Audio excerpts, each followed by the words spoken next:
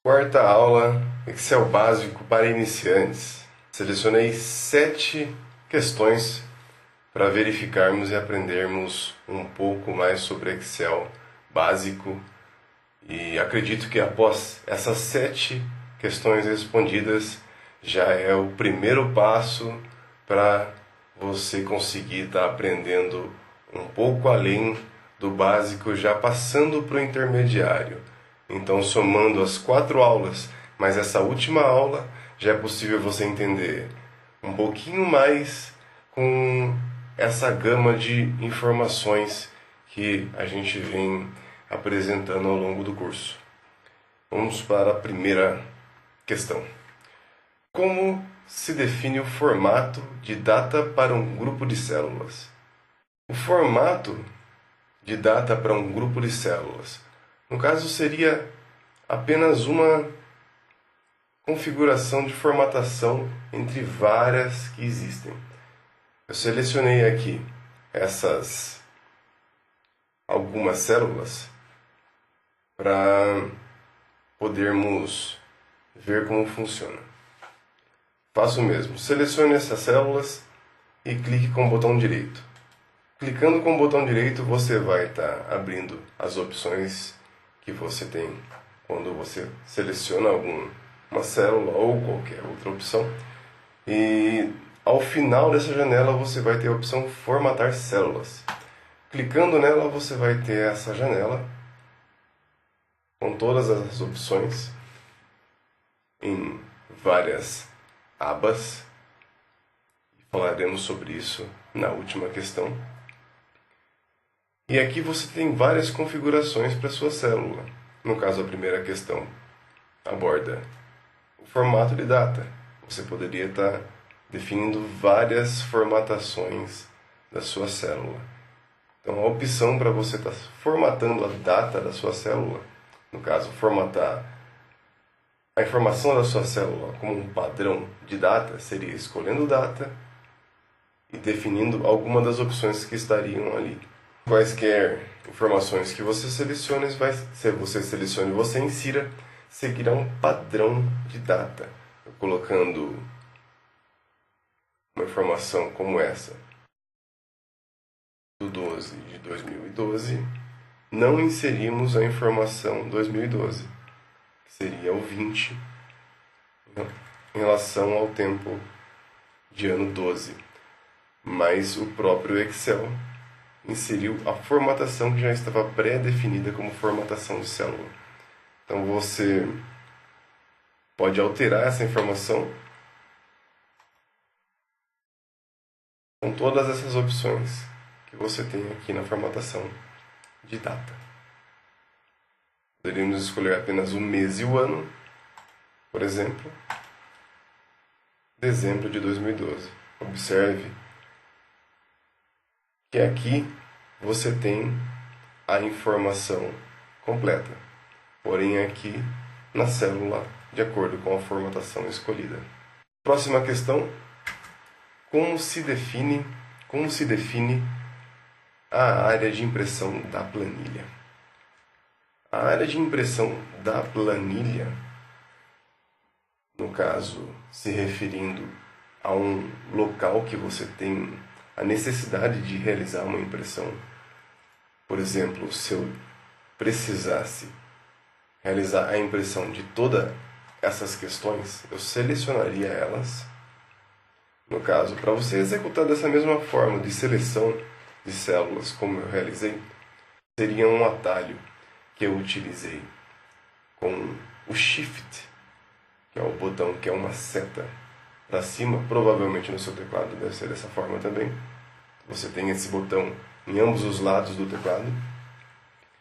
Você selecionando apenas uma célula com um clique, e após você definir a sua área de impressão segurando o Shift, você escolhe, no caso, imaginando um quadrado ou um retângulo sobre aquela área que você quer que seja impressa. Então você definiu aqui, por exemplo, a célula J3. até a célula O23 mais ou menos, seria essa a área de impressão da sua planilha. Assim você define uma área de impressão. E além de definir a área de impressão por seleção, você para você imprimir essa área de impressão que você definiu, é importante que você definiu, você, após essa seleção, você tem a opção em layout de página, que é aonde você vai usar a opção para realizar a impressão dessa área que você selecionou. No caso, a área de impressão seria a opção para imprimir essa área que você definiu como área de impressão da sua planilha. Então, como se define a área de impressão? Selecionando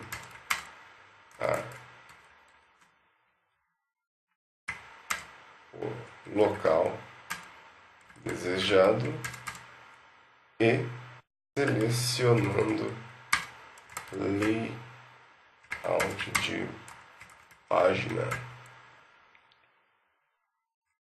e área de impressão.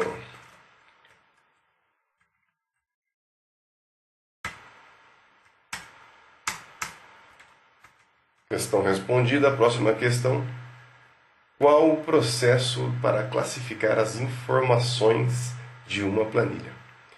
Melhor explicando, seria inserindo informações para você melhor entender. Vamos utilizar essas duas células K10 e K11 com duas informações que diferenciam-se uma da outra. O que seria classificar? Nada mais é ordenar as células de alguma maneira, seja crescente ou decrescente. Primeiro passo, selecionar as células. Segundo passo, selecionar a opção Dados, aonde você tem a opção Classificar. E essa opção Classificar, você consegue classificar de forma ordenada aquilo que você precisa classificar. No caso, você tem a opção de A a Z e de Z a A. De Z a A, classificar do maior para o menor. De A a Z, classificar do menor para o maior. Então, temos 1 e 2 selecionado.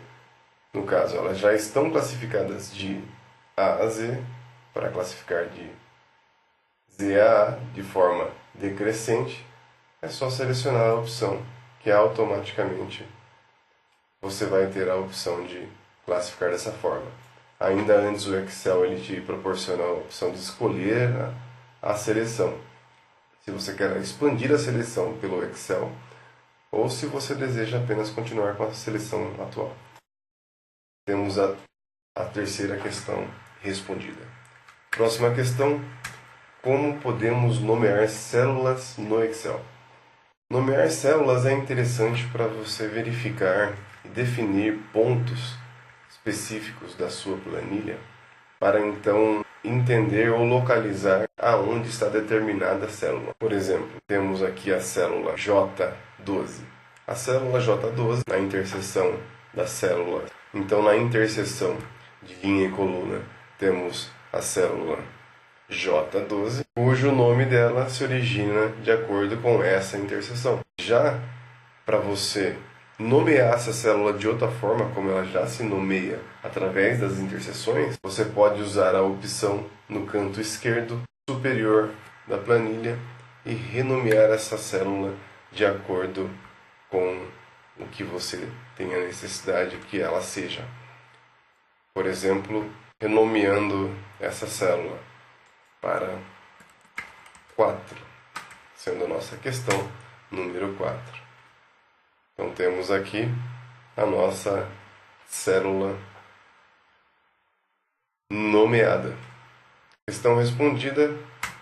Pergunta número 5. Como colocar uma figura no segundo plano da planilha? Para colocar uma figura no segundo plano da planilha, é necessário que você já tenha uma imagem no seu computador, que você tenha a intenção de inserir na sua planilha. Para então realizar essa ação, você pode vir aqui na opção Inserir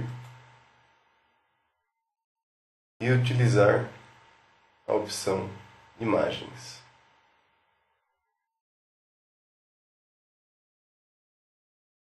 Após selecionar, abre uma caixa de localização de imagens que você deseja estar adicionando na sua planilha. No caso aqui temos na pasta amostra de imagem. E aqui temos a imagem inserida de acordo com o tamanho que ela é. Então a imagem inserida pode redimensionar o tamanho dela usando essas opções laterais. Temos aqui. Então, questão 5 respondida. Próxima questão, número 6. Qual o procedimento para alterar o tamanho da coluna? Esse procedimento você pode tanto utilizar posicionando o cursor do mouse entre as células, entre as colunas, com o botão direito do mouse, clicando e arrastando, diminuindo e aumentando a largura da sua coluna. Ou pela opção Formatar. A opção Formatar, aqui onde está o cursor do mouse, você clicando sobre ela, você tem vários tipos de formatação. No caso, o que estamos vendo, largura da coluna. Clicando sobre essa opção, você define pelo tamanho desejado. No caso, a coluna com a célula posicionada é a que vai ser a coluna redefinida em largura. No caso, ela está em 12. Vamos alterar para 13. Dando OK, ela aumenta a proporção em tamanho. Ela aumenta a proporção em tamanho de acordo com a sua inserção. Então, podemos alterar clicando com o direito do mouse.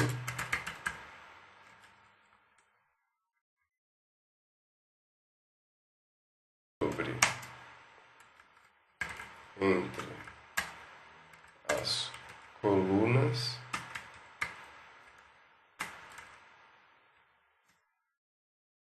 Ou utilizar as opções de formatação de largura de coluna. E por fim, última pergunta, última questão, para entendermos melhor a linguagem no Excel: o que são abas, o que são guias, o que são opções. Vamos começar por opções. Opções você pode estar utilizando numa linguagem Excel que as suas guias superiores são opções. Então, a opção inserir está localizada nas suas opções superiores. E as suas opções inferiores poderiam ser as opções de nova planilha, e as suas opções inferiores poderiam ser as suas abas, as suas guias, como nova planilha. Porém, essas guias e essas abas, quando se pergunta em Excel o que são guias, o que são abas, você precisa especificar aonde é essa informação que você deseja localizar ou realizar algum tipo de operação. Então, respondendo o que são opções, ao longo vemos o que são abas e guias. Então, questão número 7 respondida. Abas, guias e opções são locais de transações, podemos assim dizer, entre opções na planilha. Finalizamos aqui o quarto vídeo. Próximos vídeos serão de aulas intermediárias. Qualquer dúvida que eu possa estar esclarecendo, temos os contatos disponíveis. Temos as formas de contatos disponibilizadas no nosso perfil. Quero aqui agradecer no último vídeo pelo seu tempo, que é mais que precioso, que você está investindo. Eu tenho convicção de que você agora, com essas informações, terá um próximo passo para os cursos intermediários, serão de compreensão maior. Você vai poder assimilar melhor as informações do próximo curso. Obrigado.